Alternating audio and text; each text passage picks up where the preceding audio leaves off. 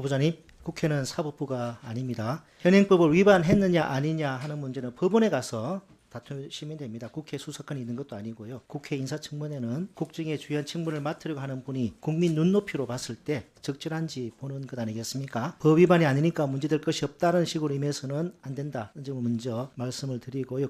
그럼 과연 국민 눈높이 봤을 때 장관 후보자로서 적절한지 한번 질문 드려보겠습니다. 원펜타스 질문 전에 대법 회사채 투자, 후보자, 배우자와 자녀들 대법 회사채 투자에 대해 질문드리겠습니다. 후보자가 20대 미래통합당 의원으로 국회에 들어오면서 2016년 5월 신고한 재산 내역에서 배우자와 자녀들의 대부업 회사채 투자 내역이 확인됩니다. 국회에 제출한 서면 답변을 보니 J2BC는 핀테크 회사에 투자했다가 실패한 케이스라고 설명하시는데 맞습니까? 네, 그렇다고 들었습니다. 근데 전혀 아닙니다. 자, 보여드린 자료는 J2BC가 돈을 빌려주고 상환을 못하자 담보로 잡은 아파트를 경매에 내놓은 것입니다. 핀테크가 아니죠. 이게 무슨 핀테크 이야기라고 하시는 겁니까? 채무자에게 1억 2천여만을 빌려주고 갚지 못하니까 감정가 2억 원짜리 아파트를 경매에 넘겨버린 건 아니겠습니까? 생활이 어려워서 대부업 찾아온 서민들에게 돈을 빌려주고 여차하면 담보 물건 뺏어다가 경매에 넘겨버린 업체를 두고 후보자께서 핀테크 운운하시는 건 국민을 기만하는 거 아닙니까? 아닙니다. 저희가 그때 사실 이건 저는 이 투자에 대해서는 알지 못했지만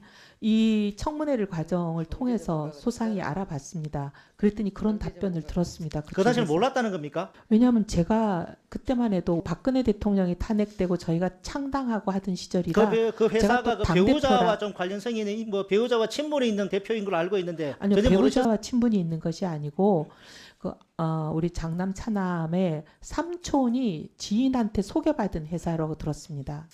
저는 그때 좋습니다. 당대표라. 그 당시 서면 답변 보니까 회사채 수익률이 9%였다고 합니다. 네. 말하자면 대부업체가 후보자 배우자와 자녀들로부터 9%의 금리로 자금 조달해서 운영한 것인데요. 그런데 9%로 금리 자금을 조달한 대부업체가 서민들에게 얼마의 금리로 대출을 해줬을까요? 한번 볼까요? 본인은 2016년도 당시 금융위원회에서 조사한 대부업 실태조사 결과 받아봤는데 당시 대부업체 평균 차입금리 연 6.3%였습니다. 후보자 가족들이 투자한 회사채가 훨씬 높죠. 근데 이때 대부업체 평균 대출금리 얼마인지 아십니까? 무려 25.2%입니다. 후보자가 투자한 대부업체는 조달금리가 평균보다 높으니까 아마 대출금리 이보다 25.2%보다 높았을 것입니다. 당시 대부업법에 따른 최고금리가 27.9%였습니다. 그의 최고금리에 준하는 고금리로 서민들에게 대출을 해줬을 겁니다. 후보자의 배우자와 자녀들은 그야말로 서민들의 고의를 쥐어짜서 높은 수익을 올리는 상품에 투자한 것입니다. 근데 이와 관련해서 서면 답변을 보니까 2017년 1월부터 이자와 원금이 소실되었다 답변했지만 그게 중요한 게 아니죠. 후보자께서 초선 의원 당시 국감에서 시장에서 초고금리에 해당하는 사채 수요가 있다고 인정할 것 같으면 마약도 총기도 밀매도 더 허용해야 한다는 논리밖에 없다고 논리밖에 안 된다고 말씀하신 적 있죠. 네, 저는 그래서 이 자리 해양법 부활 예. 쉽게 주장하면서 나온 말씀입니다. 합리적이고 타당한 주장입니다. 네. 근데 이런 주장을 하시는 분이 배우자와 자녀들이 높은 금리의 대부업 회사채에 투자하는 것에 대해서 묵인 또는 방관했다는 걸 보이는데 하실 말씀 있으십니까? 아닙니다. 사실 그때 당대표를 한번 해보시면 아시겠지만 작은 정당의 당대표는 잘 시간도 없습니다. 그런 상황이라 가족들이 무슨 일을 하는지 제가 몰랐습니다. 저 해명이 국민 눈높이 맞는지 국민들께서 판단하시리라 생각합니다. 자, 원펜타스 질의 들어보겠습니다. 아까 앞선 의원님들 질의에 장남과 그런 배우자 사이가 좀 안 좋아서 좀 그런 현상이 있었다고 말씀하셨는데, 자, 제가 한번 보겠습니다. 2023년 8월 달에 KIP 대외경제연구원에 장남 취업했죠. 자, 그 다음에 결혼식이 12월에 있었습니다. 자, 그 다음에 2024년 2월 27일에 며느리가 용산 아파트 전입을 합니다. 혼자. 아마 그 후보자의 말에 의하면 그러면 장남과 사이가 안 좋아가지고 장남은 그때 전입신고 안 하고 며느리만 전입신고한 거란 말입니까? 그런 걸로 들었습니다. 그런 걸로 들었다. 왜냐하면 제가 그때는 몰랐습니다. 이번에 이 일이 장남과 그 배우자 결혼한 며느리가 사이가 안 좋은 걸 갖다가 그때 잘 모르고. 아니요, 사이가 안 좋은 건 그때 너무나 잘 알고 있었고요. 며칠 날 소위 말하면 이제 며느리라고 할지 예비 며느리라고 할지가 전입을 했는지는 몰랐습니다. 일단 좋습니다. 자, 그 다음에 네. 원펜타스의 중력 청약 공고가 7월 19일에 납니다. 그리고 저기 며느리가 용산에서 2014년 그 공문하자마자 공교롭게도 공문하자마자 7월 25일에 전출을 합니다. 나갑니다. 도곡동으로. 도곡동이 혹시 사돈집이에요? 사돈집이시죠? 아니요, 그건 잘 아닌가요? 모르겠습니다. 자, 좋습니다. 그리고 7월 사돈집은 자, 좋습니다. 저 예. 요- 그다음에 논산으로 알고 오후에 있습니다. 청약을 해가지고 예. 청약 신청을 합니다. 네. 그리고 그 다음 날 저기 바로 용산에서 온 가족이 후보자 일가족이 용산으로 갑니다. 네, 네. 근데 아까 전에 그 이사 계약서 제출했다 하시다 그래서 제가 확인을 해보니까 네. 이사 계약서가 아닌 것 같아요. 1개월 동안 물품 보관 계약입니다. 그리고 이사 계약이면 여기 저 반포 레미안에서 용산으로 간다 아니면 펜타스 간다 이게 목적지가 정해져 있는데 그 계약서 지금 보니까 목적지가 비어 있어요. 미정이에요. 그리고 밑에 그 특약사항에는 1개월 동안 물품을 보관한다는 이야기 내용이 있습니다. 아까 오후에 추가질에 다시 한번 그 제출하고 물어보겠습니다. 그 다음에 8월 7일 청약 당첨되고는 8월 19일에 발코니 확장 계약을 합니다. 그리고 9월 24일에 온 가족이 용산에서 이제 원펜타스 전입신고를 해요. 그리고 그 다음날 사이가 안 좋아가지고 저 갔다는 도곡동에 가 있는 그 며느리는 그 다음날 이 용산으로 다시 전입신고합니다. 그리고 그 다음에 4월 30일에 아들이 장남이 원펜타스에서 용산으로 갑니다. 그래도 혹시 사이가 다시 좋아지가 간 겁니까? 그건 모르겠습니다만은 아니 4월 봉합에 30일 바로 전에 봉합하려는 무슨 노력을 일이 하고 있은 줄 있었어요. 아세요? 4월 30일 전에 언론 보도에 하면 4월 30일 즉 4월 29일에 국토부의 부정청약 점검 결과 발표가 있었습니다. 4월 29일에 그 발표가 있었고 아드님은 바로 그 다음날 4월 30일에 용산으로 전입신고했어요. 의원님, 이게 저는 상식적으로 납득이 가는 이 모습입니까 이게? 아니 그러니까 저도 납득이 안 되는데 의원님 주장이 의원님 저희는 부정 청약을 했다는 생각이 1도 없습니다. 그렇기 때문에 부정 청약 관련해서 점검이 있는지 뭐가 있는지 저희는 아예 신경 그럼 쓰지 이거는 않았습니다. 그냥 뭐 진짜 정말 우연의 일치라는 겁니까? 우연한 일이라는 겁니까? 알지 공교롭게 아들이 용산으로 전입 나간 게 원패들이 나간 게 국토부의 부정 청약 조사 결과 언론에 발표된 그 바로 그 다음 날이에요. 그런 거 저희가 보지도 정말 않. 우연의 일치입니까? 아니 저희는 정말 몰랐습니다. 아니 그리고 저희가 뭔가 부정 청약을 했다는 일말의 생각이 있었어야 저런 걸 챙겨보지 않겠습니까? 정말 환상의 콤비 같습니다. 군사 작전 방불케 하는 정말 국민 여러분께서 후보자의 말씀 그 해명을 과연 믿을 만한 분이 몇 번을 있는지 이분이 알 수 없습니다. 후보자님 그 아까 제출하신 그 한 장짜리 계약서 그 이렇게 되어 있습니다. 2024년 7월 31일 이사 당시 이삿짐 센터 계약서 제출했고요. 이사 당시는 당첨자 발표 전으로 그 주소가 미확정으로 되어 있다 이렇게 해명하셨죠. 아까 저 존경하는 김영환 의원님 질의 그 가스비하고 관련 질의에서 후보자 일가족께서 며느리가 살고 있던 용산에 가셨을 때 실제로 살았다는 취지로 말씀하시죠. 다만 아침 일찍 나가서 저녁 늦게 들어가고 했기 때문에 가스비가 적게 나왔던 것 같다라는 취지로 말씀하셨죠. 정말 그 한 2달 동안 용산에 사신 거 맞습니까? 그 혹시 호텔이나 에어비앤비 이런 데 가서 거주하시던 거 아닙니까? 그런 건 아닌데 예를 들면 뭐 막내가 할머니 집에 자주 가 있는다든지 뭐 친구들 집에 자주 가 있는다든지 그런 건 있었습니다. 그러면 저기 호텔이나 뭐 에어비앤비 이런 데 예. 가 있진 않았다 이 말씀이네요. 예, 그러기는 어려웠습니다. 일단 알겠습니다. 자, 이 계약서입니다. 그 이사 계약서인데 그 전에 살던 반포 레미안 퍼스티지가 80평짜리 아파트였죠. 대충 그랬을 것 같아요. 81평이고요. 예, 아이고 그 정확한 평은 오랫동안 잘 6년 동안 사셨잖아요. 그거보다- 그다음에 용산 아파트 25평짜리였죠. 네. 그 80평짜리 아파트에 있던 물건들을 25평짜리로 계약서 이사했다 그러면은 아니 그 80평짜리 아파트에 있던 그 많은 물건들이 25평 안에 다 들어가던가요? 거기 계약서를 보시면 창고에 물건을 다 넣은 걸로 돼 있습니다. 그리고 이제 용산에는 사실 단촐하게 뭐 옷가지 이런 거 좀 들고 갔고요.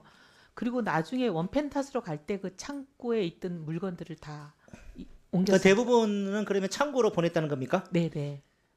계약서에 보시면 그렇게 되어 있습니다. 자, 아까 전에 그 며느리가 그 후보자 일가족이 레미안 퍼스티지 용산으로 간 2014년 31일 전에 도곡동을 갔단 말이죠. 네. 그리고 이제 그 간간입니다. 근데 아까 전에 질의의 답변에서 아들 부부가 결혼식 올린 이후에 거의 파경이 이를 정도로 사이가 나빠졌고 아들도 뭐 발병하고 이래가지고 계속 유지되기 뭐 어려운 그런 상황에 이르렀다는 취지로 말씀하시잖아요. 그래서 아들이 용산 거기 안 가고 집에 와 있다는 그런 취지로 말씀하신 거잖아요. 네. 맞죠? 네. 근데 그렇게 사이가 계속 유지되기도 불확실한 그런 며느리와 아들 사이였는데 반포레면 퍼스티지 계약기간 끝났을 때 왜 하필이면 아들과 사이가 되게 불안정해져 있는 며느리가 있던 하필 왜 용산 아파트에 전입을 한 겁니까? 왜 그 집에 들어가게 된 거예요? 그 상식적으로 이해가 안 되지 않습니까? 근데 그때 굉장히 좀 저희 입장에서는 지금 여기서 좀 말씀드린 건데 선거 끝나고 나서 저희 좀 선거 상황이 굉장히 복잡했습니다. 그리고 그때 이제 뭐 굉장히 복잡한 이제 경찰 수사 이런 것도 있었고요. 그래서 제가 다른 집을 구하러 다닐 그럴 시간이 없었습니다. 아니 왜 하필이면 그 아들 장남 부부가 결혼 이후에 되게 사이가 상당히 좀 악화돼가지고 아들도 병도 생기고 그래서 저 용산으로 가지 않고 그러니까 다른 엄마랑 집, 같이 있었다는 거 아닙니까? 네, 근데 다른 집을 얻으려면 주부인 제가 집을 얻으러 다녀야 되는데. 근데 왜 하필 그 파탄 지경에 이르는 며느리 집 주소로 하필이면 일가족이 다 그 이전했냔 말이죠. 그게 상식적으로 말이 된다 생각하십니까? 의원님 그러면 다른 무슨 방법이 있습니까? 다른 에어비앤비나 호텔 가 있을 수도 있는 거죠. 다른데 요즘 단기 계약하는 데 있지 않습니까? 왜 하필이면 아들과 거의 파탄 지경에 이르러 있는 되게 서로 불편하잖아요. 왜 하필이면 며느리가 전입신고에 있던 거기에 가서 전입신고를 했냐는 거죠. 그게 상식적으로 말이 된다 생각하십니까? 뭐 지분의 반이 이제 저희 거니까 저희는 좀 편하게 생각했습니다. 그리고 지금 다른 집을 급하게 그렇게 구할 만한 사정이 안 됐습니다, 의원님. 에어비앤비나 요즘은 이 계약하는데 있는 건 알고 계시죠?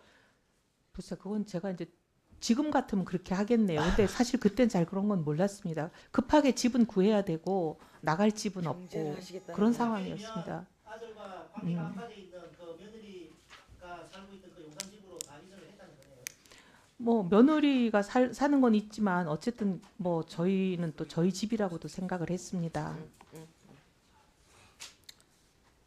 저도 정책 질의 준비를 했습니다만은 여전히 후보자의 고위 공직자로서의 기본 자질에 대한 의구심을 제가 해소가 안 되기 때문에 추가로 더 좀 질의를 해보겠습니다. 후보자가 2023년 연말까지 계약 기간이었다가 7개월 계약 기간 연장할 때 그때는 그 다음에 원펜탄스 청약 이게 진행 줄 몰랐다 어떻게 알 수 있었냐라고 아까 말씀하셨죠? 맞습니까? 근데 그걸 누가 알겠습니까? 전 당연히 몰랐고요. 자, PPT 띄워주세요. 자, 2023년 10월 4일자 기사, 그리고 2023년 11월 28일자 언론 보도, 2023년 12월 25일자 언론 보도, 그 다음에 2024년도에 원펜타스가 청약 성장이 나온다. 2023년도에 이렇게 계속 언론 보도가 나왔습니다. 후보자 경제 전문가 아닙니까? 무주택자로서 이렇게 강남에 입지 좋은데 분양 나오는데 관심 없었습니까? 무주택자로서? 의원님, 몰랐다는 게 말이 됩니까 그게? 의원님 이때는 제가 총선 지역구도 안 정해져서 완전히 힘들 때입니다. 그건 그거고 이건 그 다음에 이걸- 집 구할 수 있는 좋은 찬스 아닙니까? 자, 그리고 후보자 아까 전에 이사짐 계약서 있지 않습니까? 언제 그 계약한 기억나십니까?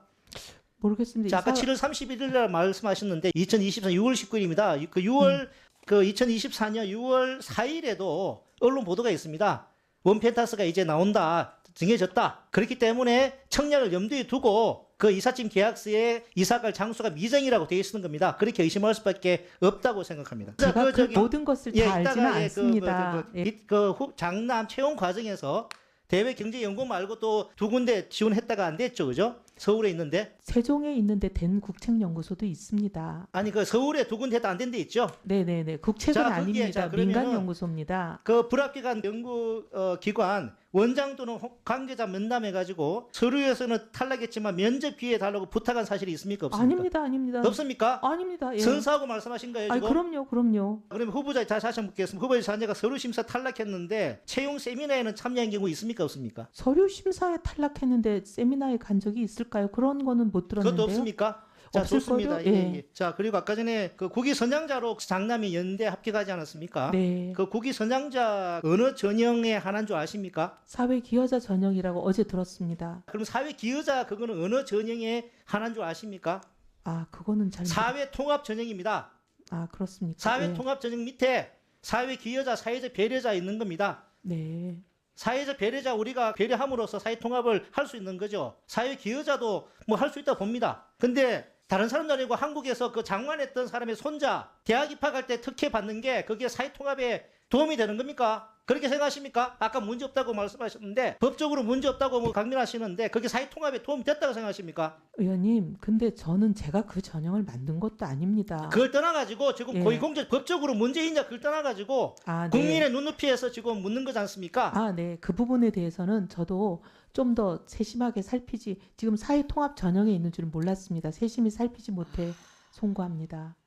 사회통합에 기여했다고 봅니까? 기여 안 했다고 봅니까? 아들이 한강 작가같이 진짜 국위를 선양한 그런 사람의 가족도 아니고 국내에서 장관하고 명예와 부를 다 누리고 그것도 모자라가지고 손자를 갖다가 그렇게 대학 입학하는데 덕혜를 줘요? 그게 무슨 사회통합입니까 그게? 이거는 우리나라 정통 기득권 세력들의 절제되지 않은 욕망, 기득권 카르텔의 부끄러운 민낯이라고 봅니다. 부끄럽게 생각하지 않습니까? 그리고 저는 그 부자가 진영을 달리해서 온 것이 또 하나의 사회통합 전형 인사청문회라고 봅니다. 근데 과연 후보자의 모습이나 국민의 상식적으로 이해되지 않는 원펜타스 청약 그 과정이나 할아버지가 장관이었다는 유머만으로 아들이 연세대학교 일반 수시 전형은 경쟁률 얼마인 줄 아십니까? 46대 1인데 아예 그 통합 전형은 16대 1이에요. 아드님은 그 낮은 경쟁률을 해가지고 이득을 본 겁니다. 저는 진영의 통합 그런 차원에서 기재부 예산처 장관 후보자로 지명이 된 그 취지 대통령이 고민은 저도 모르는 바 아닙니다만은 인사청문회 예정된 이후에 드러난 여러 가지 의혹이나 오늘 또